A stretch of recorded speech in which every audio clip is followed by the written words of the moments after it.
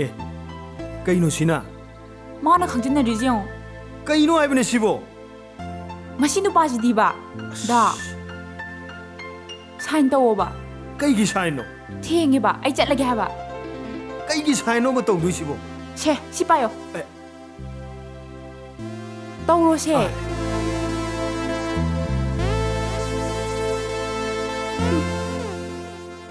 अदुना के दोइनो सिने सेल ओंथोक्तुबा कमाय ओंथोक्तुबा अखोइगी लौ मयामदो लो योंथोएदना अदुदगी फंगपा सेलदुना private bank दा थमनी अदुदगी इंटरेस्ट सुम यामना लानी नंगसु आइसु थबक तौदबनिना अदुदगी लाकपा इंटरेस्टुना नुंगाइना लेदिबा अदुनाने थबक तौबगा चाप मानना सेल फंगदिबा मसी नुपासिदिबा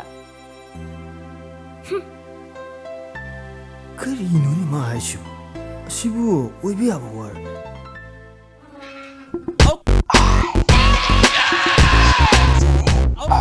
सीधी बजर है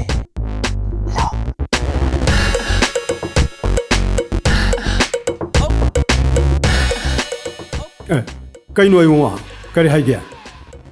बाबू यूम सिगी मपुसिबो अईनीने करी है क्या है बनो अस नुगाइरे द बाबू बाबूंग थिंग जबसिदे अखोइसे माइक्रो फाइनेंस मगी टीम ममन चुम्ममनी बाबू मा हाइसे सुचोय छोयदनने था खुदिंगी 7% अखोइनि यूम सिदा थिल अदौनेमी बाबू अस बाबूंग खोइना अखोइ ऑफिस द अमोना लाक्तुंग नत्रे बाबू अस अखोइनि पिरकदबे सेलदने काय गायदना चारदौने बाबू इबुंगो होइना हाइरिसि इबुंगो होइसि माइक्रो फाइनेंस की कांगबुने होय माने माने बाबू सेल थुम खरा थम्मुसिनिने नोइगिदा होय माने बाबू बाबू कयामुक थादाबिदुनो इंटरेस्ट की वादिने 7% ने पाऊ था एक फाबगने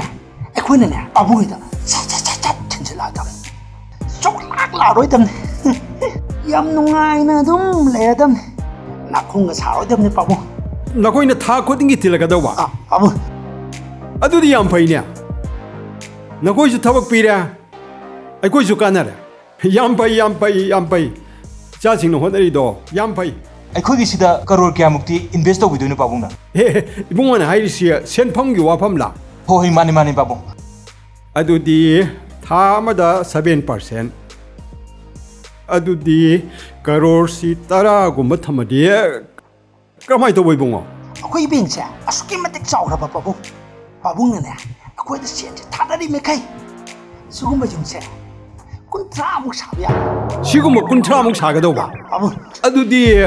याम फैने हा याम कानबा थबकनिने अखोइदा बाबूंग हेक याविरबा बाबूंग हेक मैनेजर ओबे हेक यानी इबुंगो होय खितंग थुना लेंगो नत्रदिने आइगी होय कुंत्रा मुक लेजे थादोरदिने नोय कया नातै जारोय नोय जे मिगी इसु पकांगनिने हा अखोइ सिबु मित तांग्ब्रो इना पंग्ब्रो नोय ना इ चुपगी पाउसी अखोइ लोइना फंगिमनी अखोइ लोइ तारिमिने वा याम ngangnadna kanade खितंग थुना लेंगो या जदिना हुई थादोरगे याम थुन चलोरो चेलोसु होने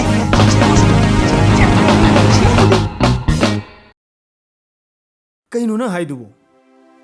असुक याम सेल सिबु अखोइना थमखिबा सेलदुगी इंटरेस्ट नि हाइबा नतदी नोंगदबो कनाना पिरकदोरिगे ए सिदी याम फैने सिदी first class officer MCS IS officer अमदगी दी सीन हेन फरे कइनो फाबने नबे मोहने सिनबदी माना हाना यासनदना कतोरदना अदुदी अखोइ बाबाना आइगी मिंगले पिरंबा अखोइगी दुकान प्लोटो मधुमग थादोखरसी मधु था खुदिंगी लाइदुगा चानादरे मधुमग थादोखरसी मधुदगी फंगलप सेनफमदुगने सीने पुलप थमजिल्लगने अदुगा अखोइ नुगाइना लेरदबने मे मोइगिदिने थमओदनी इबानीगिने ऑस्ट्रेलिया दो कोइबगिने ऑफर अमसु मोइने पिरानी हाये करी ऑफर हैबा अदुसु ऑस्ट्रेलिया दा चटपगे माने मिनुपा नंगबो नुपी नंगसी ओदों सिंख्रेदको लोइ योन थोदबने हयेंग मक चटके युम्मसे ꯑꯩꯒꯤ ꯏꯄꯨꯔꯣꯏꯕꯒꯤ ꯑꯩꯒꯤ ꯏꯃꯪ ꯑꯅꯤꯁꯨ ꯐꯗ꯭ꯔꯕ ꯌꯨꯝꯅꯤ. ꯑꯗꯨꯕꯨ ꯉꯁꯤꯗꯤ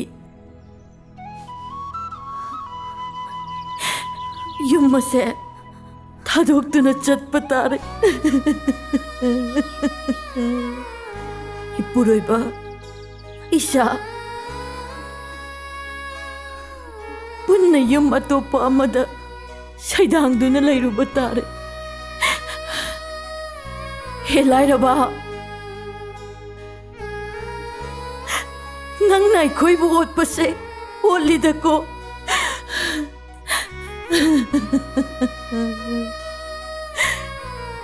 ꯀꯩꯗꯧꯉꯩꯅꯣ ꯅꯪꯅ ꯑꯩꯈꯣꯏꯕꯨ ꯊꯥꯗꯣꯛꯇꯨꯅ ꯆꯠꯀꯗꯧꯔꯤꯕ ꯑꯁꯤꯕꯨ?